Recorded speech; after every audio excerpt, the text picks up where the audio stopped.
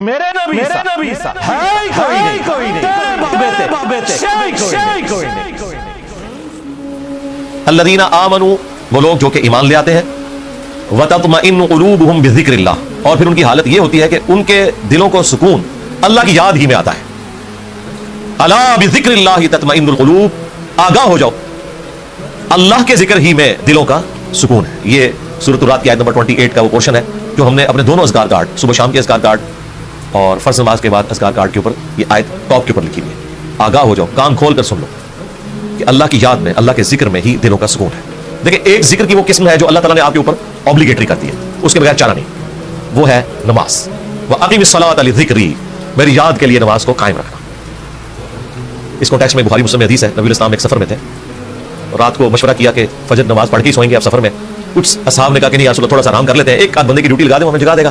حضرت بلال کی ڈیوٹی لگائی گئی اور وہ اپنی سواری پہ مشرق کی طرف رک کر کے بیٹھ گئے کہ جیسے ہی صبح صادق ہوگی، جو پو پھوٹتی ہے فجر کا وقت داخل ہوتے وقت، جو رات کے اینڈ ہونے کی نشانی ہوتی ہے، تو وہ باقیوں کو جگائیں گے، بس وہ بھی سو گئے۔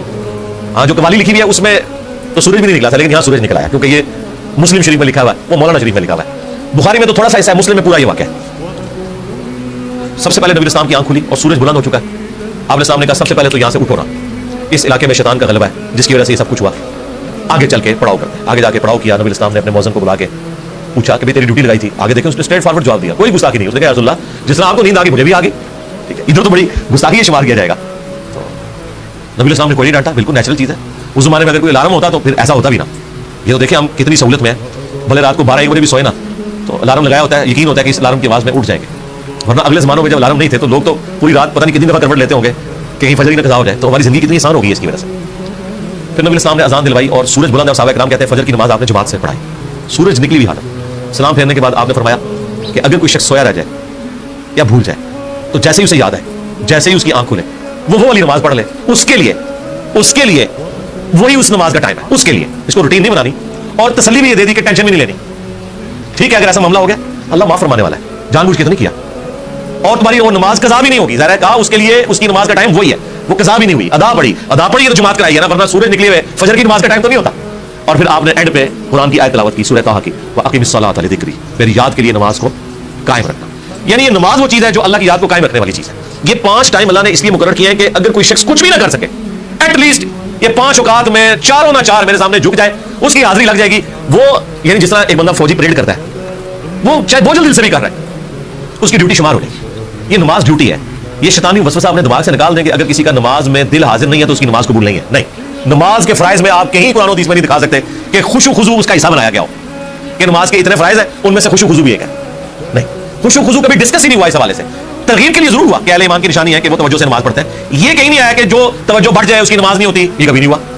یہ ٹاپک ڈسکس نہیں کیا گیا اسی وجہ سے کہ اللہ کو پتا تھا کہ دماغ سوچتا ہے، خاص حد تک انسان کنٹرول کر سکتا ہے۔ ہاں، باقی ارکان کے اوپر بات ہوئی کہ ہر رکعت میں 1 رکوع اور 2 سجدے ہیں، اگر یہ والی غلطی ہو جائے تو اینڈ پہ سجدہ صاف کر لینا ہے۔ لیکن کہیں پہ خشوع و خضوع نہیں ڈسکس ہوا کہ اگر کسی کو خیال آیا تو وہ نماز ہی دوبارہ پڑھے یا وہ اینڈ پہ سجدہ صاف کرے، یہ بات ڈسکس نہیں کی گئی اسی وجہ سے کہ اللہ کو پتا تھا کہ یہ ایک ڈیوٹی ہے جو انسان نے پوری کرنی ہے، اور اس دھاگے کے ساتھ انسان پھر بندہ رہتا ہے جب، تو یہ 5 اوقات میں جب اللہ کے سامنے آتا ہے نا تو پھر وہ اللہ تعالیٰ سے اپنا دامن چھڑا نہیں سکتا، باقی کی زندگی بھی اس کی پازیٹیو ہو جاتی ہے۔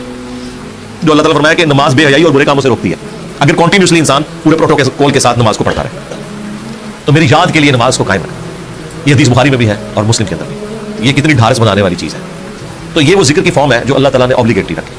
اسی طریقے سے اپنے مال میں زکوٰۃ دینا، یہ بھی وہ فرض ذکر ہے اللہ کا جو آپ نے کرنا ہے۔ اللہ کی یاد، مال خرچ کریں گے تو جس کے لیے خرچ کر رہے ہیں اس کی یاد میں کر رہے ہیں، اور یہ پتہ ہے کہ اس نے پوچھنا ہے کہ نہ اگر زکوٰۃ دی تو تمہارے ساتھ یہ کیا جائے گا۔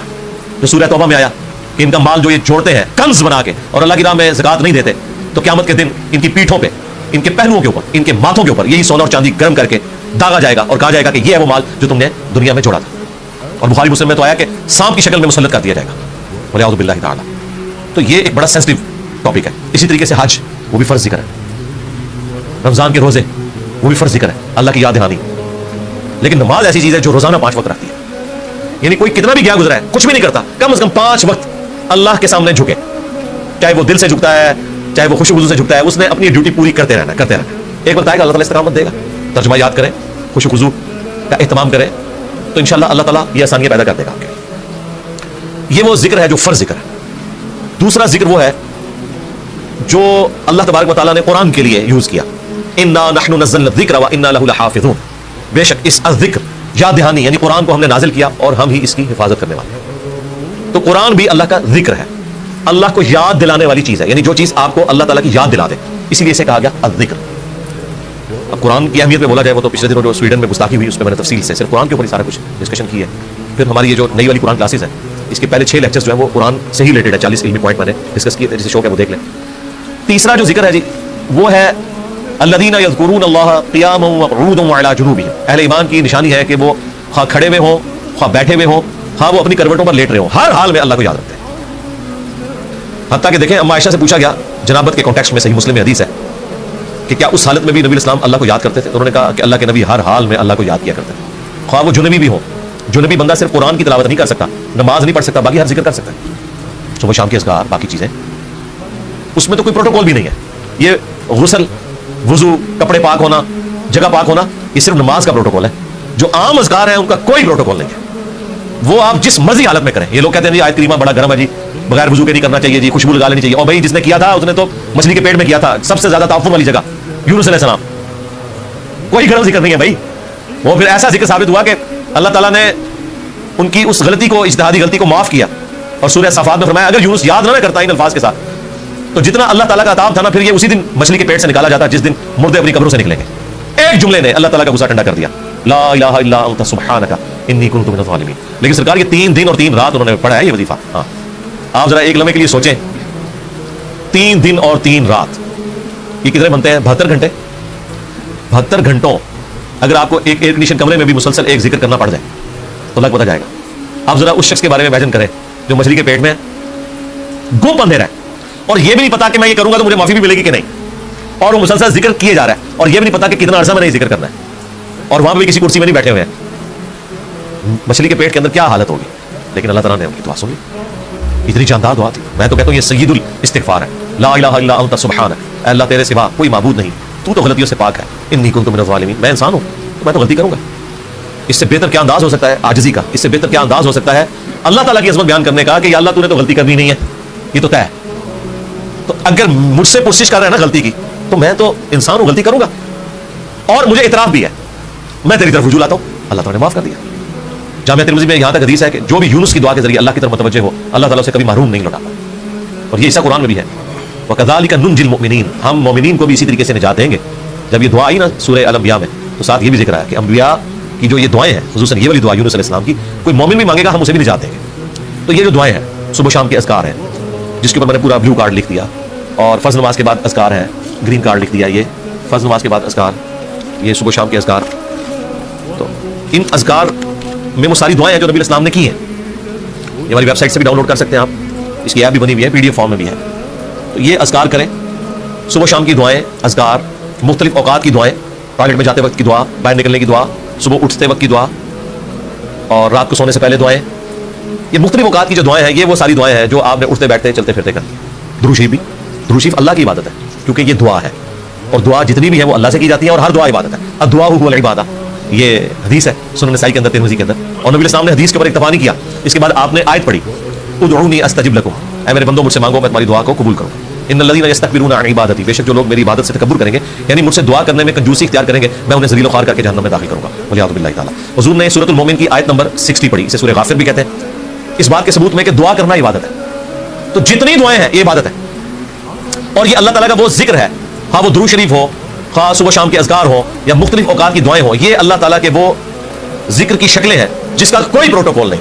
कोई जुनबी है, कोई बेवुजू है, कपड़े भी नापाक है, जिस जगह पे है वो जगह भी नापाक है, कोई फर्क नहीं पड़ता इससे, ये जिक्र आप कर सकते हैं। मौला अली का कौल है जामिया तिरमिज़ी में, सुनन अबी दाऊद के अंदर, कि नबी इस्लाम को हालत जनाबत के अलावा कोई और हालत कुरान पढ़ने से माने नहीं होती थी। यानी कुरान आप नहीं पढ़ सकते जुनबी हो, बगैर वुजू के कुरान भी पढ़ा जा सकता है, लेकिन जुनबी शख्स नहीं पढ़ सकता।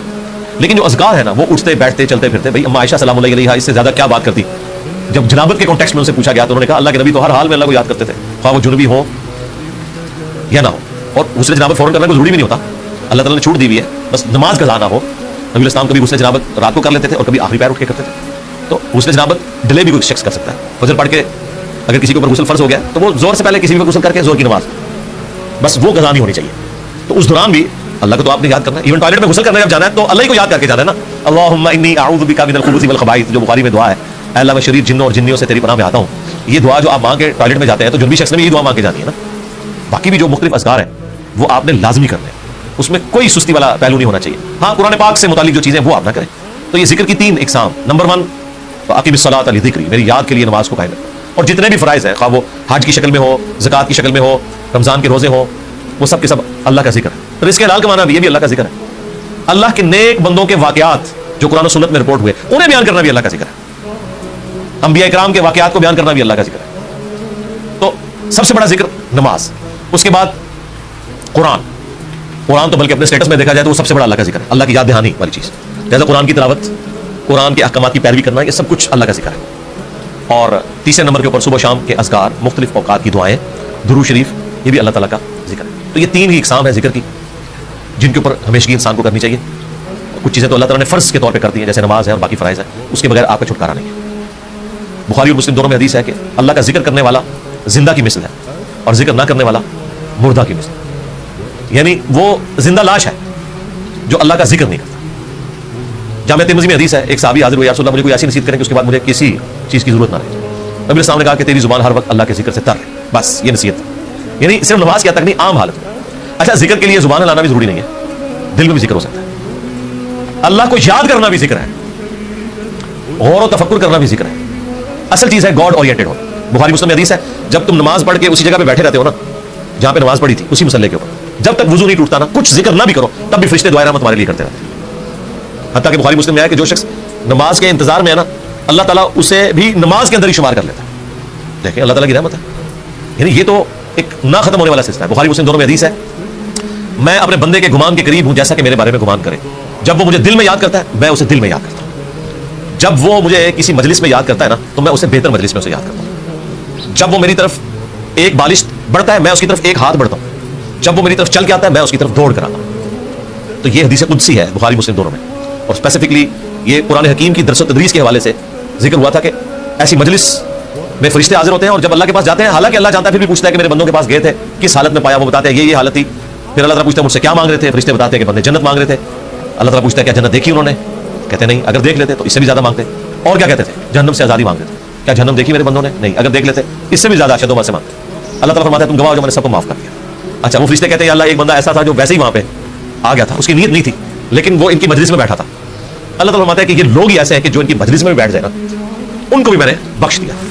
وہ جو کہہ رہے ہوتے ہیں نا غوث پاک کے درس میں بھی اگر کوئی بیٹھ گیا, کہانیوں میں نہیں میرے بھائی, درس قرآن میں, وہ چاہے غوث پاک دے رہے ہو یا کوئی انجینئر پاک دے رہے ہو یا کوئی ڈاکٹر پاک دے رہے ہو, اگر اخلاص کے ساتھ کوئی اللہ کا ذکر کر رہا ہے, خالص توحید بتا رہا ہے, قرآن و سنت کی تعلیمات بتا رہا ہے, اس کی مجلس میں بیٹھنے والے کے لیے جنت کا راستہ آسان ہو جائے گا. وہ تو حدیث ہے صحیح مسلم کے اندر کہ جو علم کے راستے پہ چلتا ہے اللہ تعالیٰ جنت کا راستہ اس کے لیے آسان کر دیتا ہے. یہ تو بالکل اسٹیبلش چیز ہے.